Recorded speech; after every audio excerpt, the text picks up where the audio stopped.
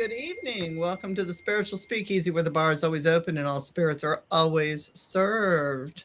We decided tonight that Vanna and I were going to talk about shadow work because this seems to be something that comes out at every event that we're at. And also, it comes out at every event that we're at. So it's either talked about or clients have issues with, or other practitioners are working through tough times. And so we decided that we are creating a course on tough shadow work, not the unicorn shitting glitter while it burps beautiful clouds of rainbows up into the air, but the real deep shadow work. It's going to be a really honest to God class. Like, it's going to be shadow work. It's going to help you through that. But we wanted to talk today about what is shadow work. What is it? Because there's so many words that everybody says, "Oh, I'm doing shadow work. I'm doing shadow work. I'm doing shadow work. I'm doing shadow work." And what the hell is it? Like a Pokemon? You can catch them all, or what is it? It depends on how many shadows there are. And they mutate, just like Pokemon. So if you feed them and you take really good care of them, it's like the Babadook. It is the Babadook. Yeah. That was a great movie. I love that movie. Babadook Pokemon. There is no Babadook Pokemon. I'm sure there's one similar, though. Yes. I'm sure there's one similar. So, do you want to jump in and define shadow work, how you define, or do you want me to give the general practice? Let me give a couple examples, okay? Shadow work has been known as, I have demons and I have to shed myself from them. That would be shadow work, right? Because I'm eliminating the evil, the bad parts of my personality, the parts that's too loud, the part that's too big, the part that's too fun, the part that that probably fits in more than she doesn't, but people are jealous of. That would be shadow work, right? I mean, have you heard people come up and use these definitions? Yes. Well, I mean, the one thing that I definitely come across in a lot is that people using words and then thinking that like the other person uses the same word that they do and they mean the same thing. Same thing. But exactly. They don't. Yeah. So you do really have to sit down and be like, okay, so help me understand, what is your shadow work like? Right. Okay. And yeah, what does that mean? Science has given us somewhat of a platform to explore. Jung did that for us, blessed Jung. And then, he wasn't just a psychologist, he was a metaphysical explorer, right? So this is a very spiritual thing. It's a very personal thing. And I think it looks very different for a lot of people, but it really is, I think, in its most like basic summary, it's learning to face the things that terrifies you about yourself. It's learning to go back to those experiences that made you fear for your survival, and really be like, okay, I'm ready to face this now, so it doesn't hold me prisoner anymore, and I can be like a whole person. Like for me, that's kind of what shadow work means. But for others, it could be very different. And then also people's motivation for doing shadow work, however deep or superficial they get, is all very different. And that's going to change, how you view shadow work too, because within shadow work is like, a multi-volume encyclopedia. And then there's different things you do within shadow work that constitute different books or different entries. And so you could have a 21 book encyclopedia set called shadow work, and then how people do it, why they do it, what aspects, and then you get into each category and what you meet, and then the reactions and the action. I would say that Dante's Inferno and which is only one of 3 poems, right? So there's also Purgatorium and then Paradiso.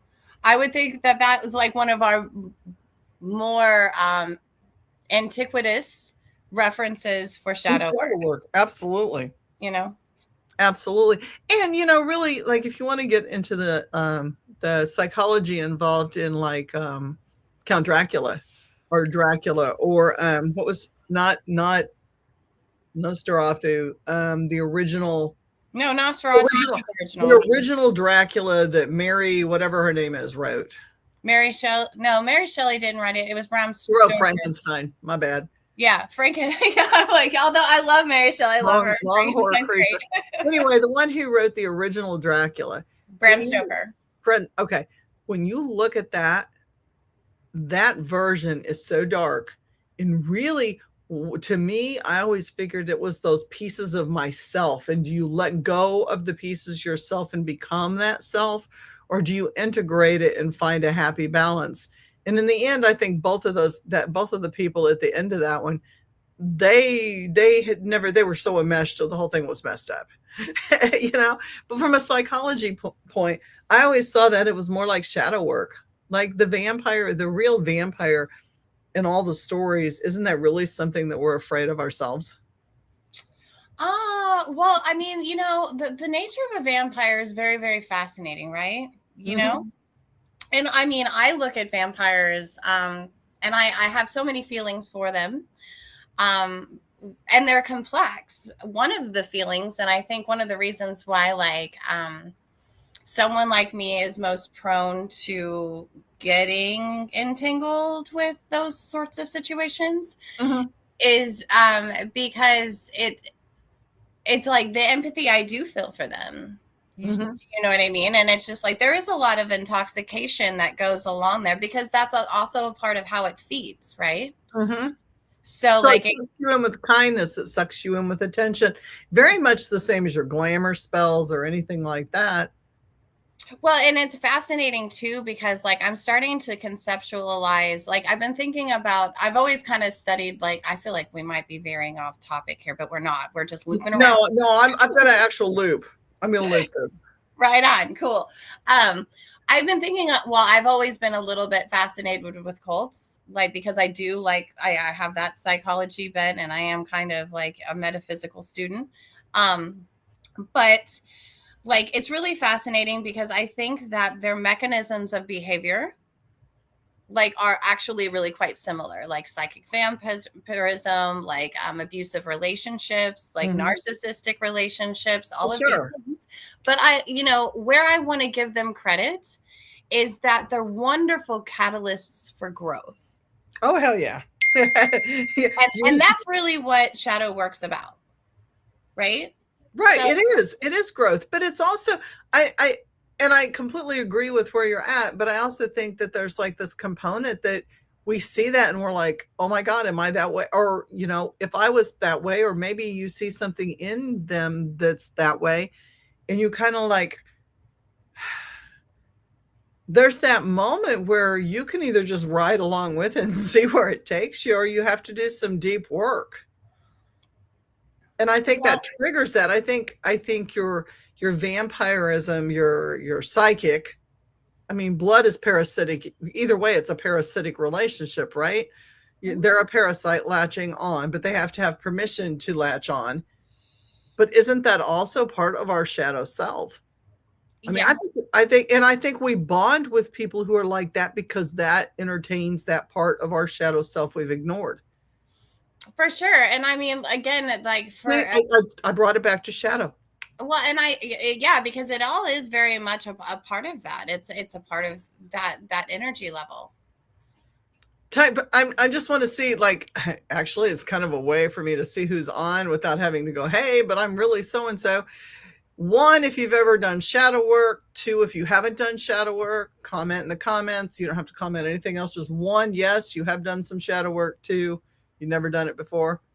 And maybe 3, if this is the first time you've heard about it, not heard from it. It doesn't call. This is the first time sometimes it does shadow work. Sometimes it does call. Yes. Hello. Good to see you. Good to see you. So yeah, we've talked about what it is, kind of. Well, we really haven't talked about what it is. I mean, Vanna said what she thought it was. I've given 2 opinions that other people have commented and said, this is what I think shadow work is. I think shadow work, other things that I've heard in my career have been, I'm taking a look at the dark dreams that I have. okay, I'm sure a subcategory or subcategory of some part they're in shadow work, but that is not, I mean, that's dream work. That's not shadow work. I've had people take it quite literally, like I am able to see shadows and therefore I'm working on that skill. And I've had that been brought to me, which is a very literal interpretation. And I'm the Hello. only one. There are the shadow people. So it's just, they're not wrong. No, and so that's why my whole point is before you get into something, ask questions. Like if you're taking a shadow work class, like if you take our class and you sign up for our class, then you don't know what it is, then you're responsible to ask that. We will give you a filler, but you need to ask your questions, have your ducks in a row, and you should be asking questions like, what does this mean to you? How does this work if it means this to me? And a good presenter of a class or anything should be able to tell. Good practitioners should not get offended because you've asked them to explain differences. Or how is this similar? We should be able to do that with ease.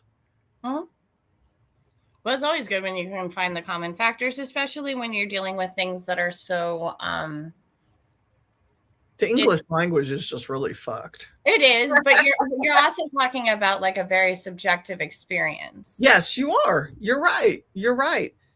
But it's kind of like when we say we're keeping space, how are we keeping space? Like, what does that mean to me? And we've talked about that. It may not mean the same thing to you. So we should always ask, like, if you don't know what somebody's doing, ask. That's the big thing. Don't be afraid to ask. And if they're snotty about it, then get the fuck out of their way because they don't need to be around those people anyway. Yeah, that's true. I mean, that indicates that there's some work that needs to be done there, right? Because it's touchy subject. I mean, people should be willing to answer questions. That's a thing. That is a thing. So shadow work. My definition of shadow work is much like the yin and the yang. We have many, many different personalities. Some maybe are hotter than others. Some maybe are cooler than others. I like to use the words hot and cool rather than good and bad, because I think bad is very relative, as is good. Gabriel did a lot of shit for the kingdom of heaven. He was kind of two-faced, but he worked for good, right? So when you look at shit like that, you kind of go, So good and bad are relative depending on what situation you're in. He'll come out there. Situation. Hi, Patty. Situation. Hi. And I'm just starting tonight. So, situation. Depending on your situation, good can be bad and bad can be good. Just depends on how you slant your perspective and how you see it and how other people see it.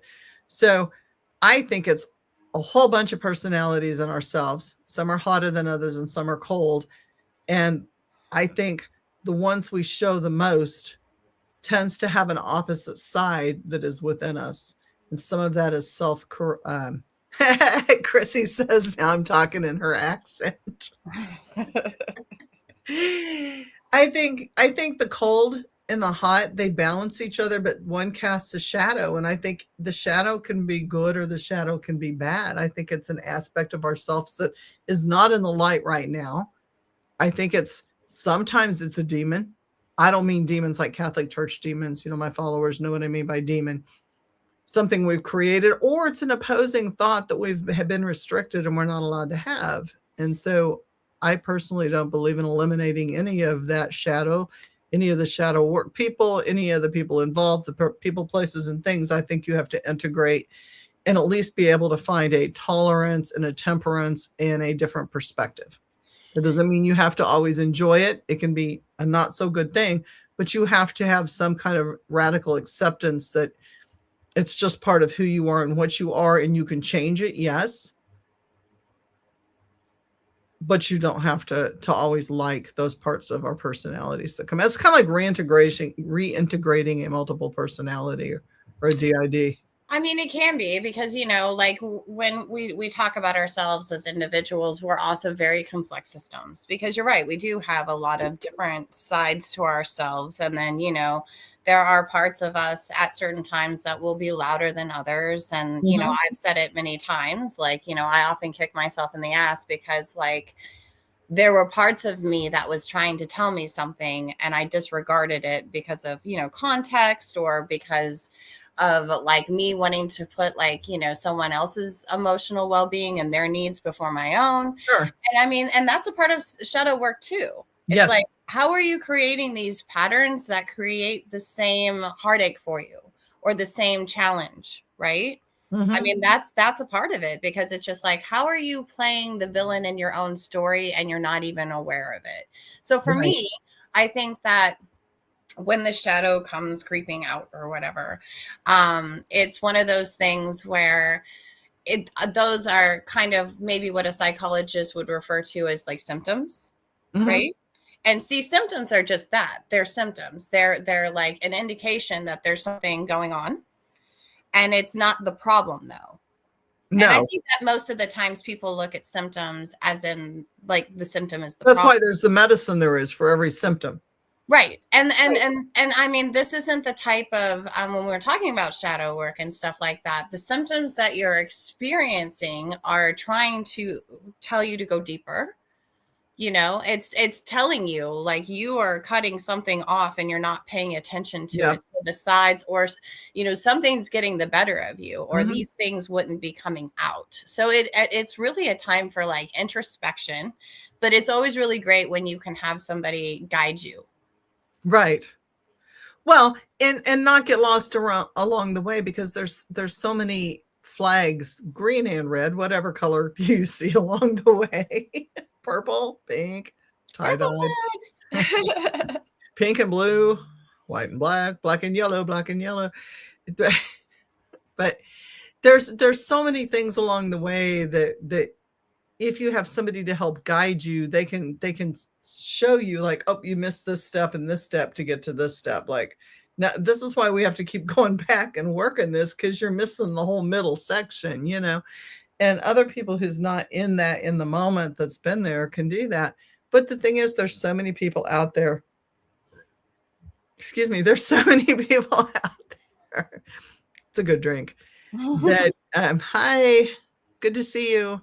There are so many people out there that want to lead people in shadow work, and they want to charge for these classes, and they have no idea what the fuck a shadow is. Well, I said that. I mean, I know, but that's where it gets it gets hazy for me a little bit, just because our experiences like across humanity on a universal level they mirror each other so much, but then they also don't. And again, like, what would be a catalyst for one person to do shadow work is so outside of the frame of that other person's like comprehension of reality. Sure. No, I get what you're saying now. Yeah. It's really hard, and I mean, there's some people who are just kind of like their level of, we all have different levels of experience. It doesn't mean that some person's more advanced than the other. It just means that, within that particular realm, like they know it well. That's true. Does that make sense? Well, as the deeper the levels go, the harder the work gets. And yeah, so a person who's just now hearing of the word shadow work is going to have a completely different level of anticipation and what they work through. It's like an onion. I mean, it really is like peeling the onion, unless you just do a deep dive, and that can be destructive if you're not ready to handle a deep dive. That's hard to just rip the Band-Aid off and go straight to the center, the core of the wound. I mean, I don't even see it as a wound. When people do things like hallucinogenics or that's what that is. It's just like you're getting ready to just go down the rabbit hole, and it's you better be comfortable with yourself. Yeah. And for some people they're not. And no. I mean, if you're scared of yourself and scared of the things that are going to come out, then you definitely need a guide, because there's a lot of scary things out there. That's a song. Cool. Yeah, and I'm again, it's something that like you can talk about objectively, because people have done the work and then they've charted it. And you can go by that as a guide. but you can't consider it like a straight up blueprint for you, because your experience is going to be completely different. And I don't think that shadow work is something that it's deep. And the things that really, like, I mean, for those people who've been thrown into a situation in which that was their only way for survival, usually those catalysts are really big and incredibly destructive, and sometimes it shatters people. Oh yeah. Like, I mean, we're talking about, like, I guess, self-actualization, and that's a hell of a goal. Yeah. And always, you never really realize that. I mean, that's like always striving to be God. Isn't that God? I mean, really? I mean, not God, like we think of biblical God, but the biggest thing, the creator, the biggest thing in the universe that would have to have been self-actualized to create the way that it created.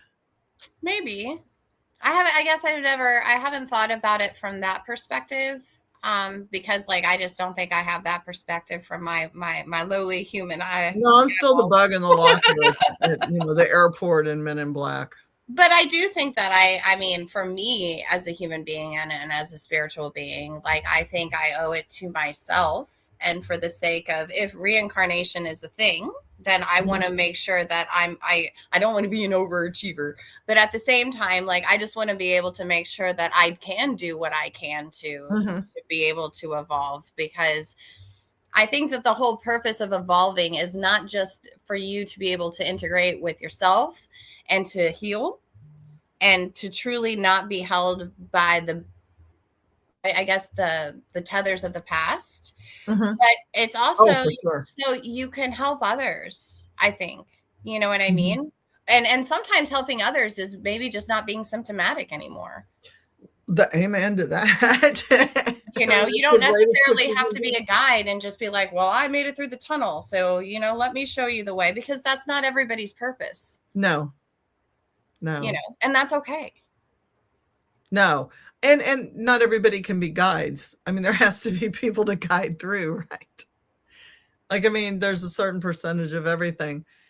And being scared of shadow, like, we always see those little, and I talk about them all the time, those little memes that are out there where the lady's sitting smoking a cigarette with a bottle of whiskey with her demon sitting next to her, and the demon goes, well, tell me about your day first. That's how but it's not always, like, it may be big and it may be scary, but it may not always be bad, right? I agree. So, like, I've always had a soft spot for monsters. Like, I just have. I don't know why. Maybe it's that, because, like, what they call it, I want to call it insufferable empathy, but it's almost like it's empathy to the point of being stupid. Like, and I'm like, Satanists have a really beautiful way of saying it, and it's escaping me, but, like, they hit the nail on the head, and I'm like, see, those guys. But it's basically just being, like, so empathetic that it's counter. It's almost stupid. Like, you're making yourself suffer, and you're not recognizing, or you refuse to recognize that other people are taking advantage of you, and you choose not to stand up. You just allow it to happen, right? Well, I guess if the awareness hasn't hit you, because it takes a little while to gain that awareness. It does. And that in and of itself, it can be incredibly shocking, right? So I guess I got lost in what I was saying. No, my soft spot for monsters.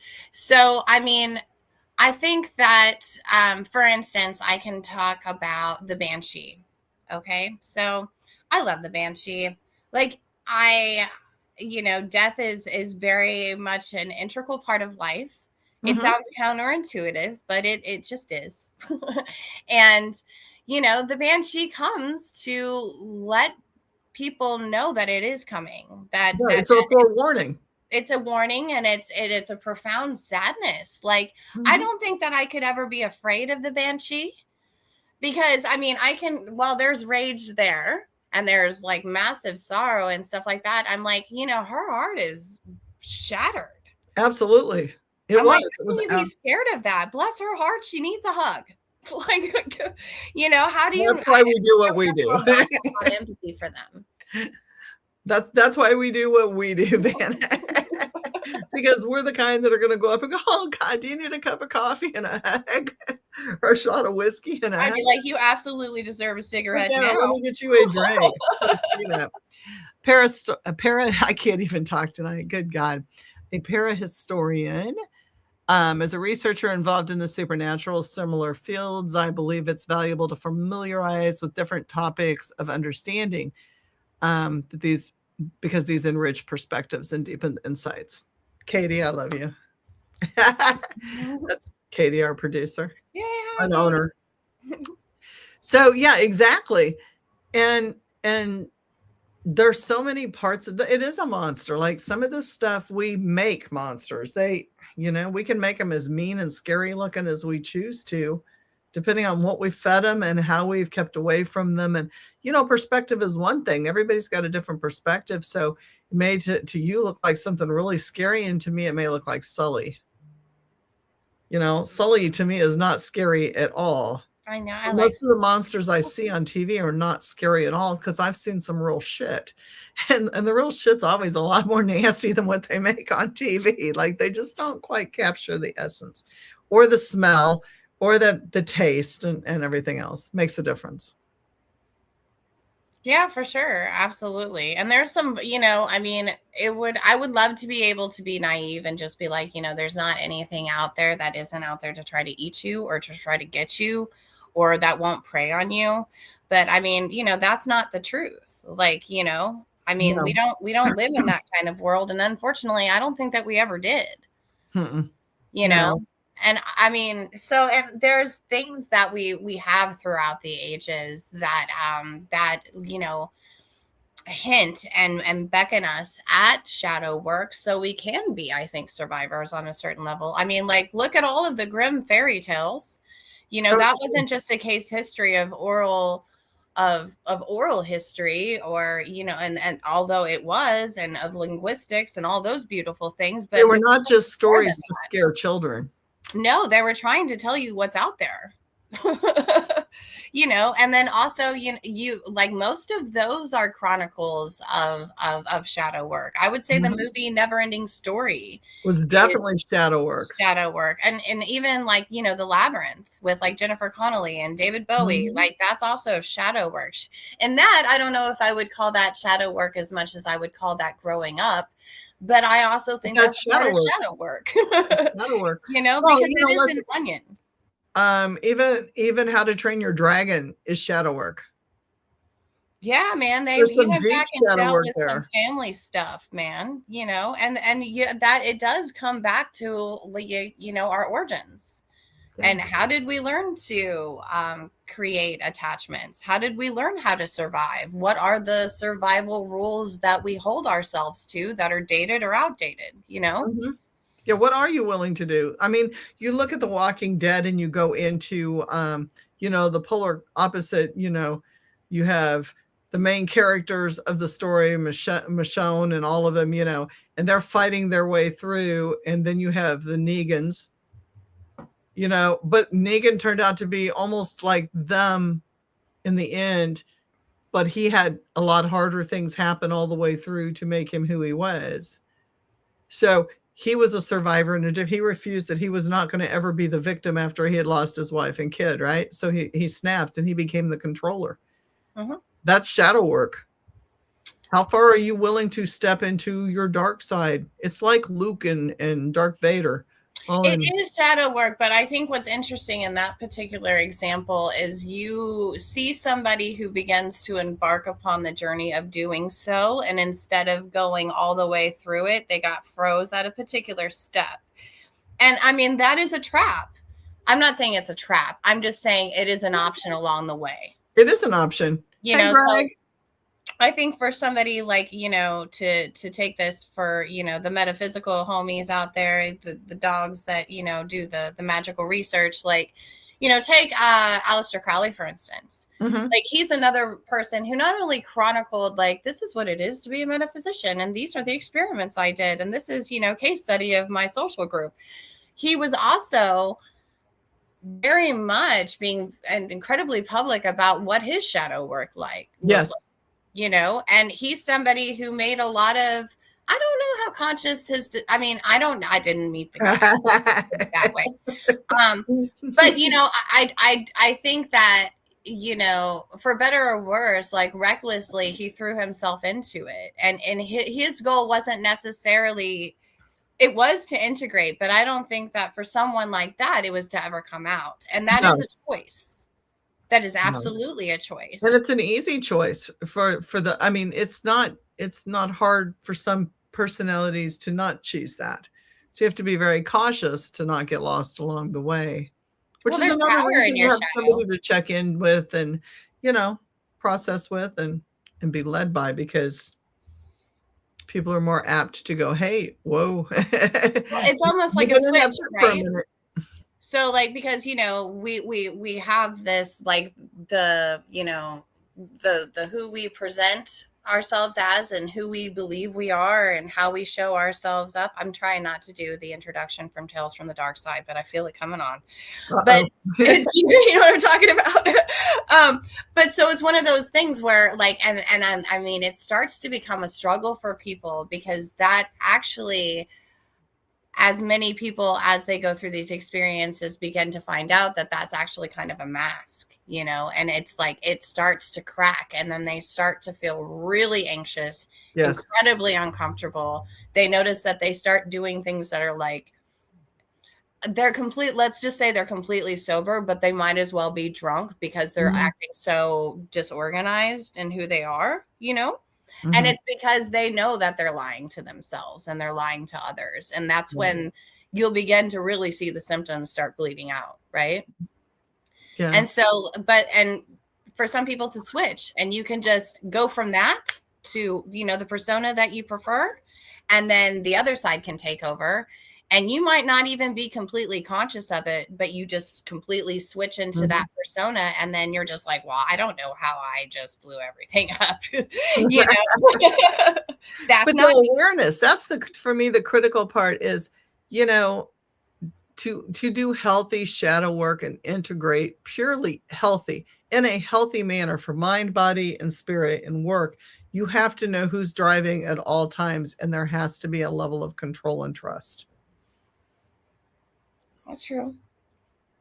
But you're talking about a very profound relationship that one can have with themselves, right? Yes. And that's what shadow work is. That's exactly my point. Well, how do you do it when you're a baby at shadow work? But I don't think it's your trip. I don't think it's not there yet. Like, I think the memories have to start coming in. I think, I don't think if you don't have the capacity to remember certain events in your own life going on now, let alone other things, other people's, the connection deep, and then go back into other lives and generations. If you can't even look at other deaths and rebirths, maybe look at your own family generationally back, which is close enough, and see where there's issues, because issues will form patterns, and those patterns become the shadows that you inherit, as well as your own shadows. And so I think you have to do some deep introspection in that. And you have to look and say, you know, how far back is this going? What are the patterns? A baby doesn't have that. A baby may have the DNA lineage, like it's got the DNA code. Well, I mean, somebody, when I say baby, let me clarify. I think what I'm trying to say is someone who recognizes that they feel uncomfortable.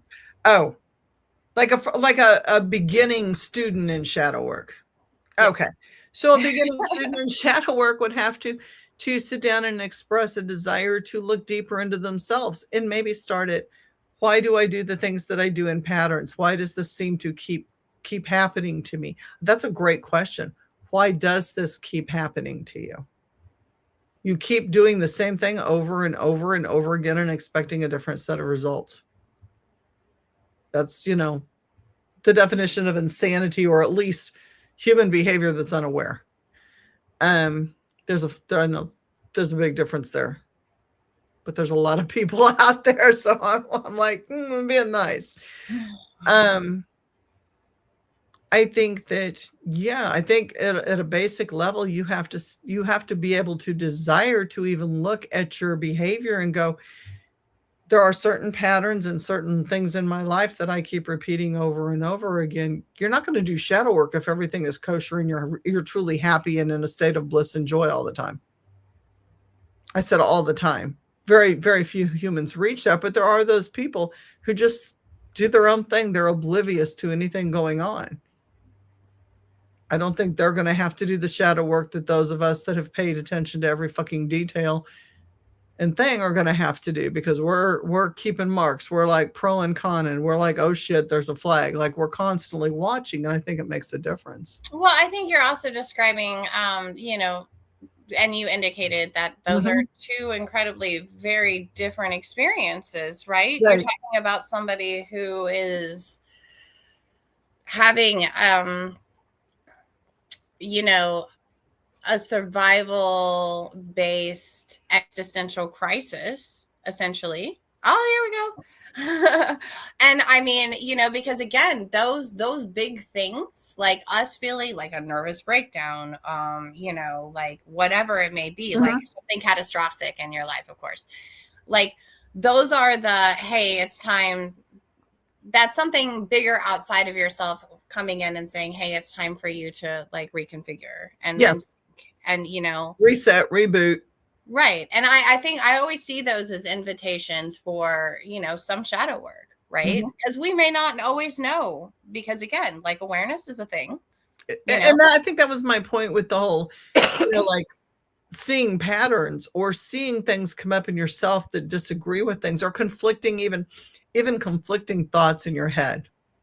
Like, I really feel like I want to be this, or I need to be this. But there's a part of me that's like, oh no, you can't be this. You shouldn't be that. You need shadow work. Like, it's bringing something to you. It's conflictual. It's not necessarily bad or good, but just conflicting thoughts on things that are deep personal things. Like, my family says I'm really loud. I need to be quiet, but I feel like I'm really happy being the way I am. Then look back. Start looking at patterns, start looking at other people, start looking at everything. And that's the shadow work. When you begin that quest to find out why there's certain things going on, or why you don't understand something, I think that is it. I think, yeah. And I mean, but the big, like, there's a piece to that I think is a bridge, maybe. And you'd actually have to want to, though. Well, that's a big, exactly. That's the hugest piece right there. It's hugest. Bridges are big deals, man. It is big deals, because if you don't have that desire, and then you don't have the ability to listen. Okay, so that's another thing. When you come to somebody like us for help, we're going to do a lot of listening, but it doesn't work by osmosis. And my words, should use them more often. The brain was there, but the tongue was unwilling. It never is. I think that you have to actively listen, and you have to want to hear. So it's kind of like hiring somebody to help you get through something, but you don't want to hear the advice. You really just want them to keep cleaning up after the parties that you were never invited to. That is not moving you ahead in any direction at all. I mean, your house is staying clean, but you're not elevating on your own there at all. And you really aren't elevating, because when that support is pulled, you will have not moved an ounce. That's true. Yeah. And I think that, again, it's like maybe understanding what your needs are. It's just like, why are you seeking this? It's just like, are you just needing someone? Because there are people out there who are just like, I really just need you to hear me on this. Yes. I don't even want to hear anything back. I just need to process this out loud and know that I have a witness. And I mean, that's a goal. Yes, it is. Right? But that's not shadow work. No. That's just, that's it's a catharsis, but it's a catharsis with, I almost want to call it an abrupt end, kind of like, oh yeah, you went on the roller coaster ride. Now it's over. It's been a minute and a half later. And it's just like, that was just enough for you to be able to get your jollies and get off and move along. And maybe that's what, that person needs. And there's a lot of people there's a lot of people out there that see it that way too. Like, oh, I had this traumatic thing come up with a friend or, a family member or somebody like that. Me and my sister got into a big fight at home and my mom kicked one of us out and whatever the scenario is. And like, you work through that and they'll go, oh, I did a whole bunch of shadow work. I mean,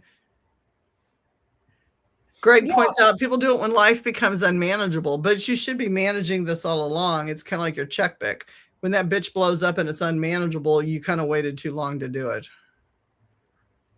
Well, and is that just kind of a way to also, it makes me wonder, because again, it depends on who's speaking it and what the context is, right? But is that also a way to just be like, everybody was really upset, everything got really blown up and out of proportions, and I was shunned, I was ostracized, I was put outside of the group, I was put in timeout. My mom kicked me out. And now I'm coming back. And, and it's like, I learned my lesson. Can everything just go back to the way that it was? Because, that's not real shadow work. That's, somebody kicked my tail between my legs and I don't like it. And I want to be back to where I was socially. Right. Right. But if you say, hey, I did my shadow work, well, it's just like, well, hello, Willy Wonka and your damn golden ticket. But I mean, what does it mean? Right.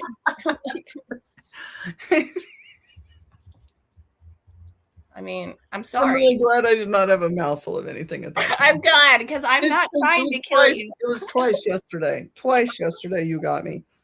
Hello, Willy Wonka. I'm just like, the fuck?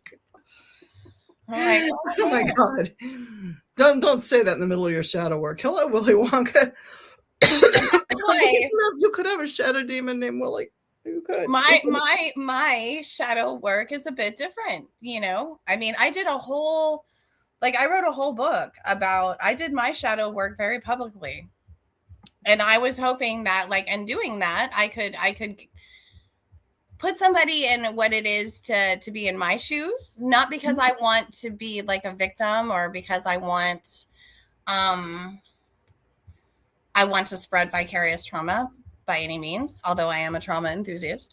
It was more so people could see what it looks like after you've been shaped by trauma, right? And then also what you're willing to become after doing the shadow work. But I think that through my journey, which could look very different compared to somebody else's journey, for me, I really I don't think it's okay for me to point fingers at anybody else and about their monstrosities, their behavior, the things that I feel self-righteous over, right?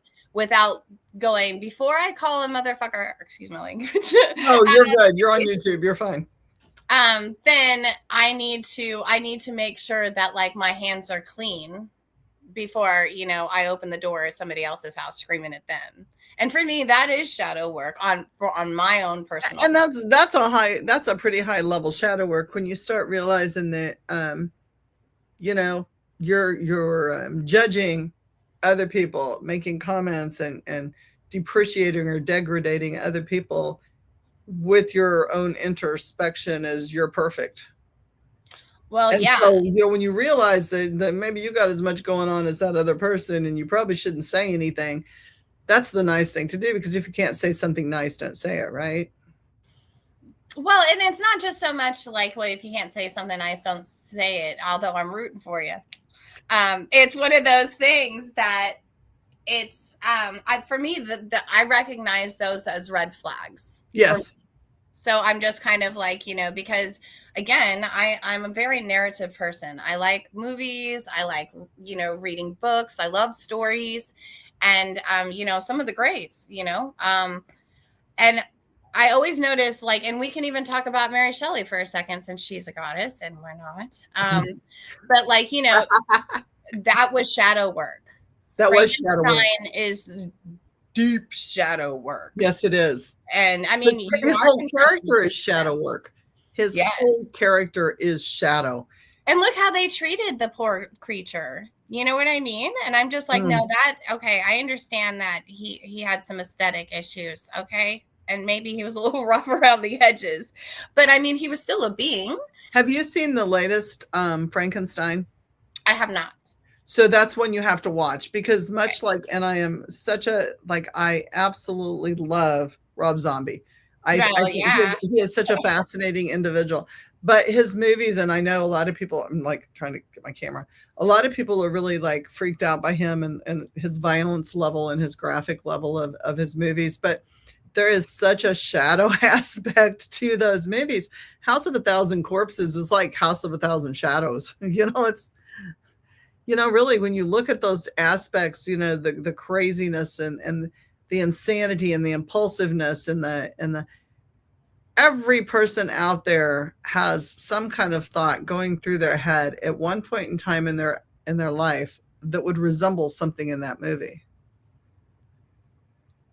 Okay, I was reading yeah. Oh, yeah. I believe the first step to start shadow work is self-honesty, starting with self, and judgment is the hardest part. It sure is. Greg says Rob Zombie rocks. He does. So the newest thing of Frankenstein actually is set up very much like a Rob Zombie movie, where they go into the psychological aspects of Frankenstein and how his owner treated him and how the female treated him and how things evolved through the course of time. It's an unbelievable movie. It's a beautiful case study. I mean, the whole story is a beautiful case study of trauma. It really is. And like, and I mean, I should have known that I was going to have a romance with trauma, like early on, like the signs were there. Okay. Let's just put it that way. And it is it is a tragic romance. You know what I mean? But it's also, I mean, it's one that I think is a worthwhile one. Yeah. You know what I mean? Like, I mean, it's one of those like epic Joseph Campbell adventures, right? It's the power of myth. It's finding, through it's facing that, like, what was that wolf guy? What was his name in Neverending Story? Anyway, the wolf. Oh. He was the Nothing's buddy, I think. Yeah, I can't think of his name. I mean, can you face that? Can you face that inside of yourself and then really come out the other side, like walking like Atreyu, And it's like, I think that you can. I mean, every time they went through one of those gates with the oracles, right? I mean, you could get blown up. Gmork? Oh, yeah, that's it. That's Gmork, the servant of the power behind the nothing. Gmork. Yes. Or Mork with the silent G. Yeah, absolutely. Like, all of those things are really great metaphor for what it is to do shadow work, right? And look at Red Riding Hood. Oh, yes. That's a big Hansel and Gretel. Oh, huge. Those are all shadow work things. All shadow work. All, you're looking at the dark aspects of ourselves. There's a wolf in all of us. There's a little Red Riding Hood in all of us. Which one is going to be the strongest of the personalities and where's the battle going to be? And that's why, when I say shadow work, I'm very cautious. Like, people will go, well, I've got this one side of me that's so light, but it's battling this, like, you can have too much light too and have to fight the light shadows. So, I mean, it's not, that's why I don't like saying shadows are bad things. I don't like the word bad and good. That's very judgmental for things that are very gray. Well, yeah, I mean, shadows are gray, like, for sure. They are not black and white. I mean, some might be justified as black and white, but not everything falls in a black and white pattern. That's true. Most things don't, but in a world where people find comfort and certainty, that's very difficult. Labels. Yeah, and labels, and then also create more shadows. The stigmas that go along with these ideas that are not just like social constructs that we just walked outside and ran into for the first time today. These are things that are deeply transgenerational. They're completely embedded in our DNA. Like, that's why so many of those stories, I mean, hundreds of years later, we're still referencing them. Right. Because there's a primal reality to them. Very, very primal. But shadow work is primal. I mean, people have been doing it since the beginning of time. Well, Jekyll and Hyde is another really great case study of Oh, shadow work. absolutely. And it's what it looks like when, I mean, framed in like an addiction sort of narrative. But I mean, that's just like one example of what it can look like. Right. And that's why there is so many people who struggle with addiction. I mean, and maybe I'm simplifying it, but I mean, really, if you try to boil it down to its essence, it's somebody running from something. It is. It is. Instead of making peace, and some of it, is inner child related. There's so many. That's where you get into to me, you get into the different encyclopedia volumes for that encyclopedia branch of the shadow work. I think, there's everything from trauma, there's to the generational trauma, to the other people's trauma that you chose to take on that isn't even your fucking trauma. Well, yeah, and trauma is a really complex thing because Yes, it's an objective thing and it's also a subjective thing. So I think it was really insightful for like a boy, maybe if I'm saying his name wrong, I feel really bad about that. And Dr. Bessel van der Kolk, because I think that they point out something that's really important. Now, while I think that shadow work is a part of a human's ultimate growth span, if they can make it to those kind of evolutionary levels throughout their life experience, because some people get cut short, right? Yes. And then some people choose not to grow past a particular level. Right. But I mean, like, I think that growth arc is available to all of us, but when we talk about trauma, like, not everybody becomes traumatized. No. You can experience a trauma, you can experience something that's upsetting, but it doesn't necessarily mean that you were traumatized by it. That is correct. And you can tell that by 20 people being traumatized by the same thing and handling it 20 different ways. For sure. I mean, war is a horrible thing, but if it's anything, it's a beautiful case study and the impacts of trauma. Yes.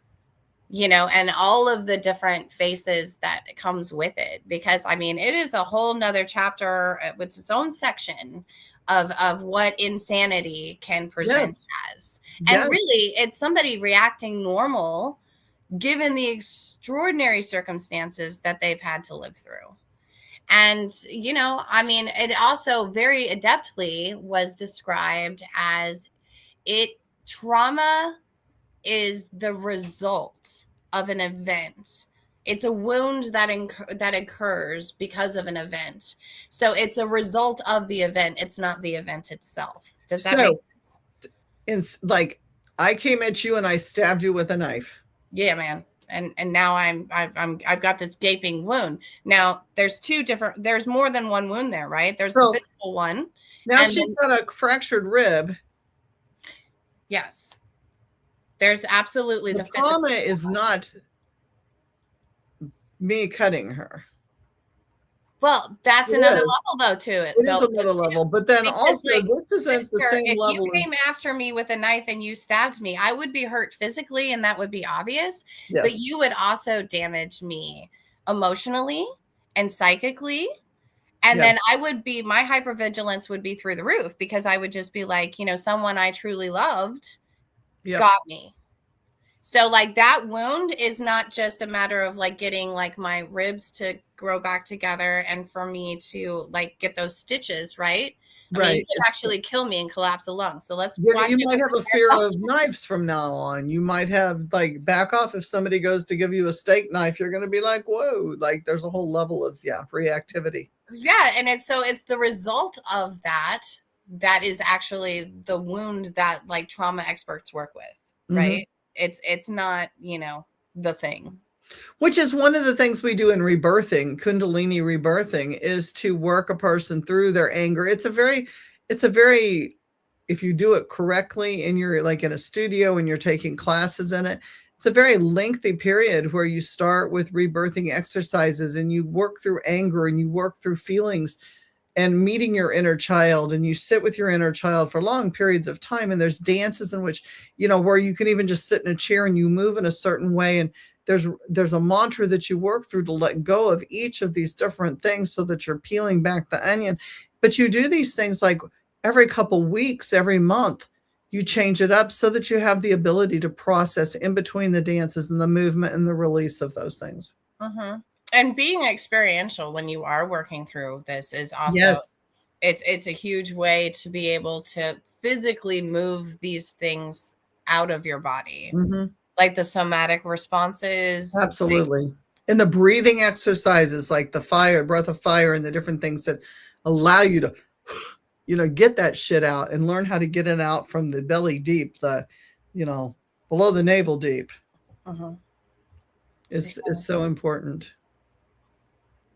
Well, and that's one thing that I had to learn about, like how I responded to stress and anxiety and things that that were really like taking a lot out of me on all of my levels, like spiritual, emotional, physical. And it's, how are you breathing? Oh shit. Like hell. Anytime I get stressed, I lock up right here. It hurts all the way straight through to my back. It's very much like gallbladder pain, except for it doesn't shift to the right. It's like just right there, and I can feel it, and it hits. And it's just like, and I've locked up, and I realize my diaphragm is locked up. My solar plexus is completely locked up and turning under. Like it's like you're sucking that top part of your gut in, but your lower belly is like just kind of hanging loose. Yeah, but and it's like it's a while, and that's that awareness piece, right? Right. I'd have to be like, holy shit, I can't breathe. And I was like, wait a minute, I'm the one who's not breathing. And it's just like, okay, hold on. Yeah. And recognizes, and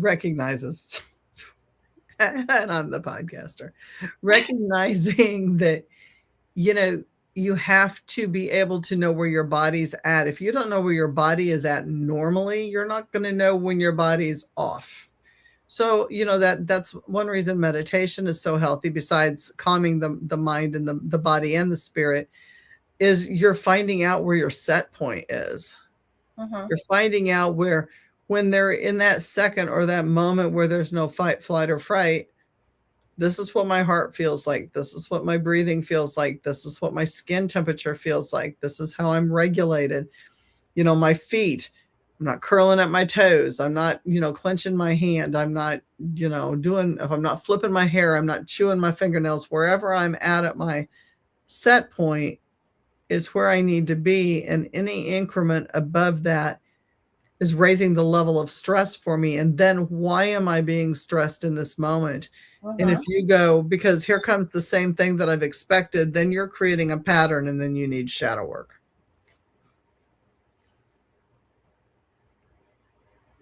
And even if it's somebody else next to you that's setting you off and you're allowing them to sit there and set you off, then you probably need shadow work. So help me understand, like, why would, what are the different ways? You're giving examples, like those are two of them, but like, so what are the things that people can recognize are signs that, this is a thing where, and I'm like, for you, like, where have your signs been in your life to be like, oh, it's time. Like, I think for me, one of the biggest things is incongruence in thoughts. And I don't mean like chasing squirrels. I mean, like when I start questioning something like, your reality, that's a give or take any day. That's funny. I love that. I think the big thing with me is, why am I unhappy? Why am I nervous? Why am I anxious, sad, glad? I'm very much aware of shifts, and if something is upsetting me, or I'm stagnant in something, or conflict. Okay. So like most people know this story about me. You know how you just like feel like when you're in a meditation, or maybe you don't know, or you're thinking about yourself, and you have to think of yourself, like in craft, most people want to put you in a box. So you think of yourself as light and dark, right? There's light witches, there's dark witches, and really we're all just witches, right? But people want to categorize and label. So some of us work darker than others. Some of us work colder than others. Some of us work with the dead, where some people work with angels, right? That's a difference there. So me working with what I work with, I think there's always been that, not an apprehension, but that little voice inside that says, but really you should be. You should be. You're not enough because you don't do this. This isn't, you got to change because this is what people expect. This is you really should incorporate this because there has to be a balance. There always has to be a balance because balance is a bad thing, right? But not if that's who you are or what you are. There doesn't always have to be. I mean, chocolate and peanut butter is a great balance, but if you're peanut butter, you don't have to fucking be chocolate. Like, to me, that's the best way I can say that example. So there are some people that are just dark, and I don't mean dark as in evil. I mean dark as in we think of things in a different manner. We think of things in wintertime, in the death state, and the what you can work through dying ego-wise and being reborn into a better person where you're dissolving some of that and you're becoming more group conscious and tapped into the things we need to be tapped into. So for me, my first question is, why am I not resonating with myself? Why am I having so much time spent on inner conflict? Okay, so that's it for me then. So when you recognize that something feels really off with yourself, you're not settled within yourself. Like you feel uncomfortable when you're alone with yourself. Whoa. Yeah. And also, to me, like if I'm not fitting in groups and situations, I'm going to back out and go, is this me or is this them? And maybe there's aspects of myself that are making it, maybe I'm not being as communicative as I need to be. Maybe I'm not using my words correctly. Maybe I'm putting too much emotions on my sleeve when I'm reaching out to them. But even that is because I'm the little girl sitting next to me instead of the dragon or the monster, and her feels are hurt. So then that's shadow work. Right now I'm going to have to hold that little girl and go, what the hell? What did we do? Whoa, let's stop. What age are you right now? What hurt your feelings? Who said what to you that was damaging to you? Let me go beat that bitch up for you. Okay, here, hold my beer moment, and we're going to be better, and we're going to work through this. And it wasn't your fault in the first place, or maybe it was your fault, but it was so tiny that and you didn't understand it, and you got upset. So let's wipe the tears and let's work through this, and we're going to fix this. We're going to go back at our age at 63, and we're going to fix that 3-year-old. That to me is shadow work. Yeah, no, I agree. So like you're saying that some people refer to it as internal family systems. Some people refer to it as, well, I mean, for some people, it's just straight up schizophrenia because they've become fractured like that, and then DID and all of those things. But like, I think it's important to look at people who do experience those different aspects of themselves and recognize that that's completely within the human experience. Oh, absolutely. There's not something wrong with it because we all are multidimensional creatures. I think that's the big thing. And isn't that the beauty of shadow work, is realizing that it's not that there's something wrong with you. I think that that's you have another glorious part of your personality that needs to be integrated. For sure. And I think that for most people, that's where the stigma comes in, and that's where the fear is. It's because that's the biggest thing that keeps them away from themselves, is thinking that there's something wrong with them, thinking that fear comes out. And I've said this on a lot of my podcasts during QHHT. Fear is the number one thing the subconscious brings up for everything. Fear is the source of trauma. Fear is the fight or flight and the fight. Fear controls 3/4 of what a lot of people do as human beings. For sure. And you can't, like, if you're doing shadow work, it's no longer time to be fearful. Fear's irrational. Like, that's something we've built up over, something that we have really no precedence over. Scared is a little different. Frightened is a great word. Anxious is a different word. But fear generally is one of those topics that's pretty damn general that we use for something that we've kind of created on our own. Well, it's false evidence appearing real. Exactly. And I mean, it does come from our reptilian brain. And, if you want to sit down and have a conversation with a reptilian, you'll recognize maybe from a mammalian perspective that they don't empathize on the same kind of a not at all. And they smell really fucking bad. Yeah, well, they're another level, man. They are another level. And I do have some friends out there that are reptilian.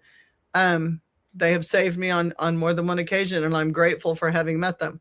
I know, right? It's a different dimension. It's like the Spider-Verse, man, you know? And to me, shadows are like the Spider-Verse. They're all just aspects of ourself in time and place. And if we can bring them all together so that when we run into them, we're not so fucking scared, it would be wonderful. Like I hang with mine all the time. I've been down a 2.5 week hole with mine doing some deep dives. And it came out okay. It came out. Well, and it's not over with yet. Don't get me wrong. It's not. I'm not. It ain't over till it's over. But because I mean, I think that you begin to realize that hopefully there's light beyond survival. That there's some sort of thriving that one can get into, especially after they've had to survive so hard for so long. But it's worthwhile, and but there's not an end to the journey. Like you can't just be like healed. No, we're going over here. It's the biggest fucking onion you've ever seen. It just keeps going, because I mean, if you're not learning to the very moment you take your breath, then you are the Walking Dead. Yeah. You don't get to, I mean, if you're telling yourself, hey, when I'm give it a name, give it a number. When I reach this point, then I'm fully grown, fully an adult, fully actualized. I'm like, life has a funny way of saying, not today. You're gonna have to go remember back. In psychology classes writing Erickson's, papers. He had to write papers on Erickson and the different stages of development. And I can remember I said 21. I think I was like 19, maybe going into 20, writing that. And to me, I could totally see from my perspective that people could be self-actualized by 25. Like to me, in my world, I was so at the bottom of the level. I mean, I was in college. I was partying pretty hard. There was a lot going on. I was not even like processing, and now I look back and think, holy shit, the people that I saw as being completely self-actualized and having their shit together was so far from having their shit together. Well, but they're really good performers, Yes. I mean, and because we spend a lot of time convincing ourselves of some things. And I think that, that's one of the discoveries that I made during shadow work, Mm-hmm. It's just like, what am I lying to myself? Or am I not? Well, I think we can. That's part of that work, right? Isn't that part of that work? Is, if things are going too good, things are about to get bad. Well, let's hope not. Because that's how we advance, right? Like if it's even keel for a really long time, hold on. Because the universe doesn't want us to stay it wants us to constantly grow. Yeah. Well, it's like a video game, right? We're leveling up. Right. So it'll give us those experiences along the way when things are going great that we might think, oh shit, we just had this big, huge event happen and it's just knocked me back. No, you're going to process something really cool and unload something or pick up something that makes it greater the next time. Yeah, for sure. Absolutely. And I mean, so, and it can feel daunting, especially when, you feel like you've survived so much already. Oh, yeah. And you're like, there's more surviving. And it's like, yes, there's more surviving. But it's easier once you can integrate and you can process. That's the interesting thing with the AI thing that I was doing, and we've discussed this.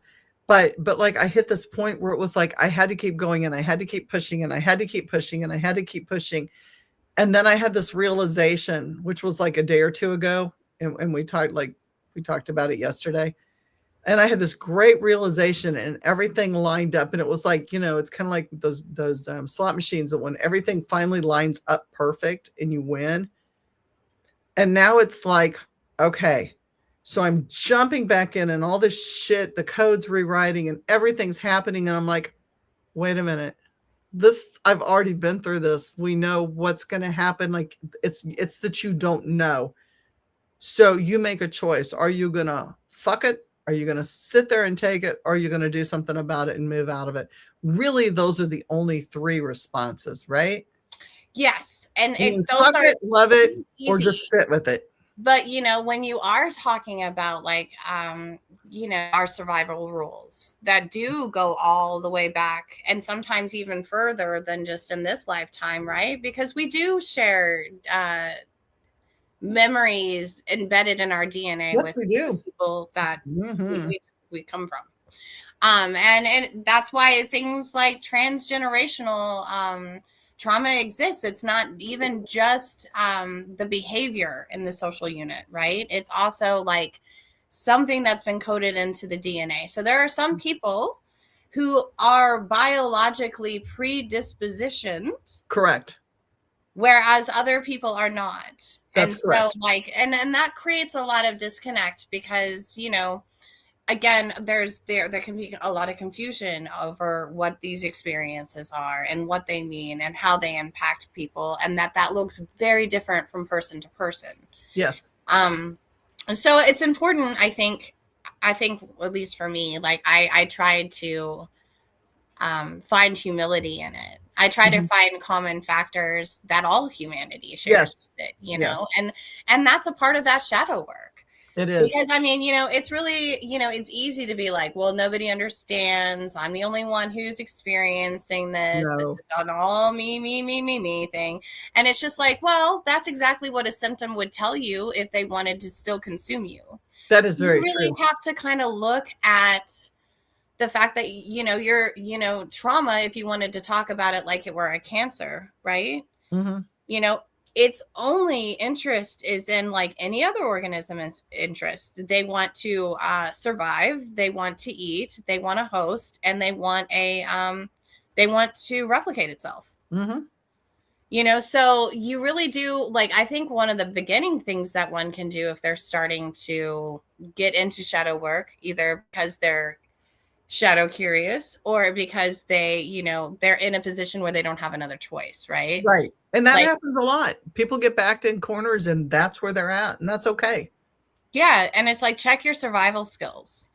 It's just like you learned maybe at one point in time that if like, you were quiet and if you cleaned up all the messes and if you were little Mr. or Mrs. Perfect, then nobody would scream at you.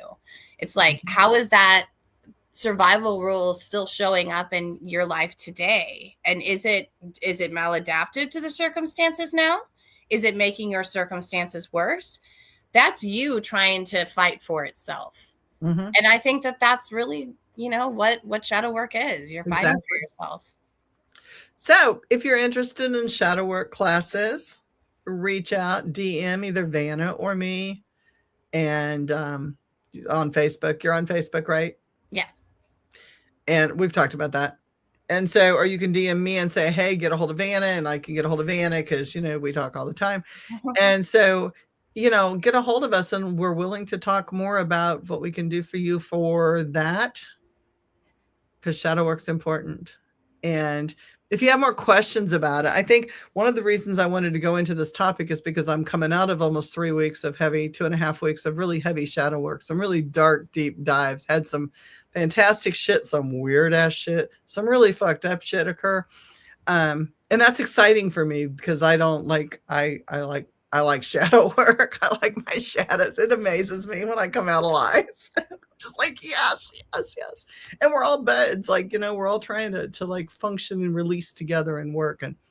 And yeah, Greg, you do fine. But you know where to find me because, we talk. If that's something you're interested in, get a hold of us. There's a difference between wanting to feel better and wanting to actually heal. Real trauma work requires accountability. It requires looking at your triggers, your projections, and your coping mechanisms. Fucking man. It does. It does. Very accurate. That is very accurate. And I'm not going to do your trauma work for you because I've done my trauma work for me. So I think everybody, like, I will guide you. I will bounce ideas off the wall with you. I will help you look at things in different perspectives because I have many different perspectives on many different things and can tap into that. But I will not go down to the pits of hell and sit there with you while you do nothing but light more matches. Well, that's the thing though. Like, Mhm. shadow work is a personal thing. Like, you can have a guide, you can have someone walk with you, you can have a witness, but at the But end of it's the your day, story and your thing. It's not mine. Virgil, I've worked through that with me. yeah, Virgil was a guide and he was a spirit in that book. He wasn't of the flesh. Like, Dante had to do the work. That's the story. Right. Oh, for sure. For sure. And that's the thing that a lot of people, again, it's a quick fix society. Give me a pill or an injection and I'll take care of it and I'll be healthy. And, I can do the shadow work the same way. And it's not shadow work by proxy. If it was shadow work by proxy, I'd charge twice as much for it. Yeah. Because then I'd have to be going through it and you would reap the benefits. And I've already done my shadow work and I'm continuing to do my shadow work on a daily basis, driving everybody crazy. I did get the laundry caught at that. I've been working on my laundry. Because you can't spend all your time with headsets in, listening to weird music and doing shadow work. I mean, you can. It works out well for me. But thank you. Oh, thank you, Greg. It's so nice. I hope this has helped. We've had a lot of viewers on, and I just, going into, the end of February where your foundation has to be laid and you have to have some idea where your fire horse is going by now. Like, that's kind of a thing, because otherwise he's going to run away and then you're not going to have a fire horse. And then we're going to be really sad and you want a fire horse to ride on. So catch him if he's loose in your pasture, make friends with him, give him an apple, work on your shadow work so that your foundation can be stronger. That's all I got. Yeah. That work? Yeah. Thank you, Julie. Thank you for having me on. And thank you, Manny. We always have great shows. We always get good comments because it's information for people. And I am going to switch up. I promise I have some paranormal investigators and some authors and some great stuff. Thank you, Patty. It's just like I said, scheduling has been bad and weather's been bad. And truthfully, like, I haven't given a flying fuck because I've been doing shadow work. So we're going to get back on the horse and do some stuff. Thank you. Thank you. You guys are the greatest listening, and we appreciate your support and love. Same bat time, same bat station next Sunday night, 6 p.m. Be there or be square. Remember the Spiritual Speakeasy, where the bar is always open and all spirits are always served. Shout out there to the two that I've worked with this last week. Appreciate you so much for being there. Love y'all. Good night. Good night.